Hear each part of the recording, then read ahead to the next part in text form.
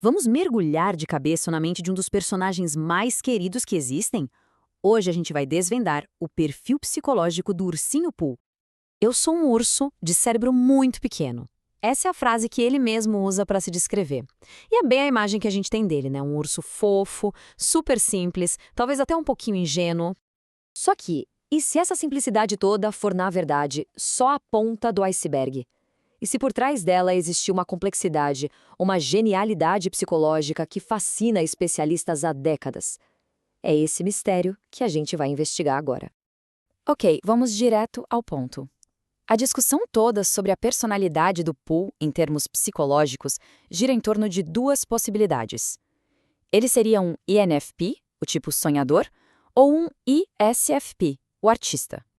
E para decifrar esse enigma, a gente precisa abrir nosso kit de ferramentas.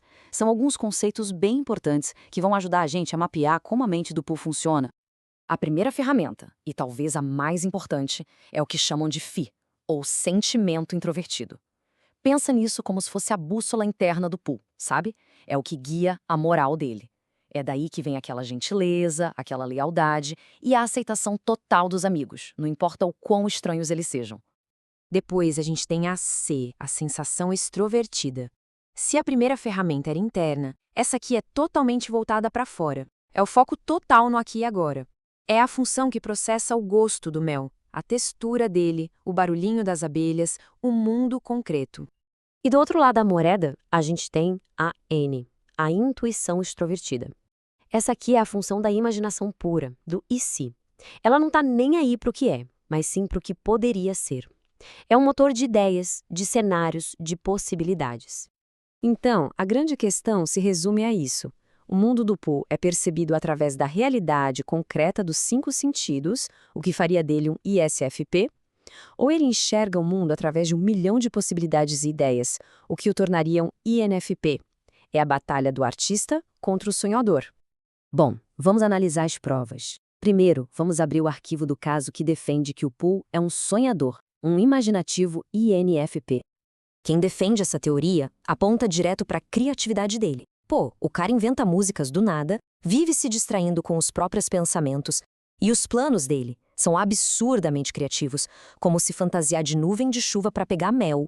Esse tipo de pensamento fora da caixa é a marca registrada da intuição. Certo, esse foi um lado da história. Mas agora vamos virar a página e analisar as evidências que apontam para outra direção. O Pooh como um ISFP, um artista sensorial totalmente conectado com a realidade. E aqui, as evidências são muito fortes. A vida do Pooh gira em torno da sensação física de comer mel.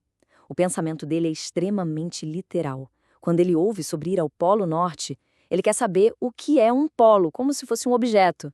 E o mais importante de tudo, ele vive completamente no agora. Qual o dia favorito dele? É sempre hoje. E então, depois de colocar todas as provas na balança, qual é o veredito? Chegou o momento da gente resolver de uma vez por todas o mistério da mente do ursinho Pooh. O veredito é claro e decisivo. O Pooh não é um sonhador de mundos que poderiam ser, mas sim um artista do mundo que é. Ele é, sem dúvida nenhuma, um ISFP.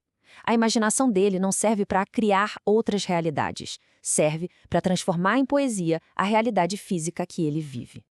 E aqui a gente vê como tudo se encaixa perfeitamente.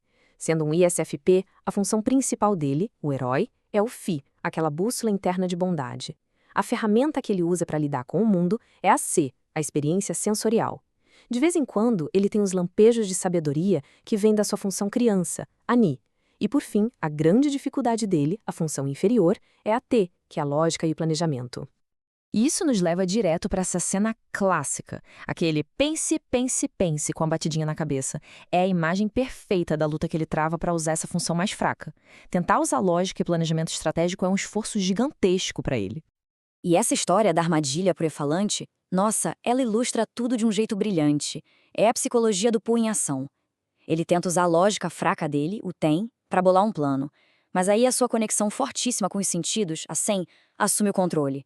O desejo pelo mel simplesmente atropela o plano. Ele come a isca e acaba caindo na própria armadilha. A sensação do momento venceu a estratégia. Então, o que a gente pode concluir? A personalidade do Pooh, com todas essas características, não é uma falha, não é uma limitação. Na verdade, é uma forma de sabedoria muito profunda, quase como uma filosofia zen, algo que é muito bem explorado no livro O Tal do Pooh. E para fechar, acho que nada resume melhor do que uma frase do próprio Pooh. O rio sabe, não há pressa. Chegaremos lá algum dia. A sabedoria dele não está em planejar o futuro ou ficar pensando no passado. Está em confiar no fluxo das coisas, em simplesmente estar presente. E talvez essa seja a lição mais valiosa que um urso de cérebro muito pequeno tem para ensinar.